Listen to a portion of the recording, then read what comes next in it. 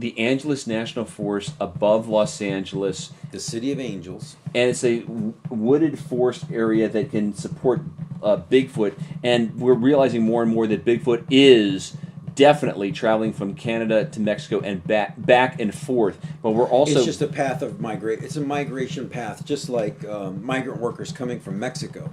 But we feel obliged to give people a realistic impression of what tracking Bigfoot really is. Well, I mean, just consider your own personal safety. Well, because it's fantasy. People saying, "Oh, I'll just go into the woods and I'll see Bigfoot or whatever." First of all, or you got to be aware of mountain lions, bears, rattlesnakes. I mean, I know someone that encountered a rattlesnake. They were walking with their girlfriend. You know that tale where they encountered a rattlesnake. They could unbelievably thick, and they beat the rattlesnake to death. Go ahead. I've had encounters. I mean, just the sheer strength of a snake. It is unbelievable how strong they are. And you don't even think about that. And they move quick, and their striking distance is extraordinary. And I want people that listen to this to look up Bear Grylls and look up his producer's foot, who was bitten by a rattlesnake, and look. I mean, don't do it if you're squeamish, because it is sickening. I don't want to gross people out, but as gory as you can get. You can see straight through to the bones in the metatarsals in their feet. The long, bones in their feet are just are clearly seen in bold relief because all the flesh melts away. Well, now that it's springtime, hey. And let's talk about this briefly, because we've got to go back into we got to cut for another episode.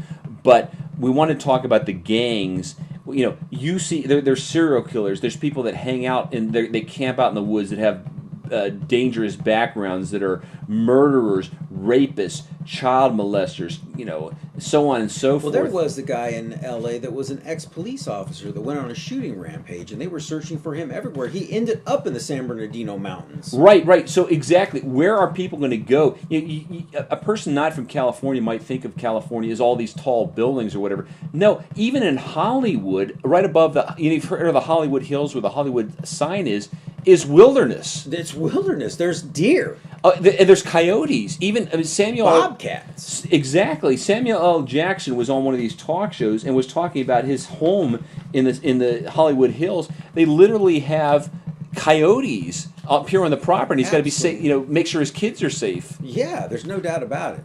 Okay, but then we haven't even talked about the gangs and stuff like that. And so, I'm just saying, if you're going to look for that really keeps a lot of people from looking for Bigfoot, because you go into these places and let's say you're naive, you don't know what you're doing, and you say, well, I'll just look for Bigfoot. I don't care about snakes, and I don't care about bears and mountain lions and stuff like that. But I guarantee you will be concerned about humans when you see some characters that are little tougher than you are, and they're right in your area, and they're parked you're parked in an area that's kind of remote. You want to get out and look around. Don't tell me you haven't seen Sons of Anarchy. Those stories are based on California. And that's even the tip of the iceberg. That is the tip of the iceberg.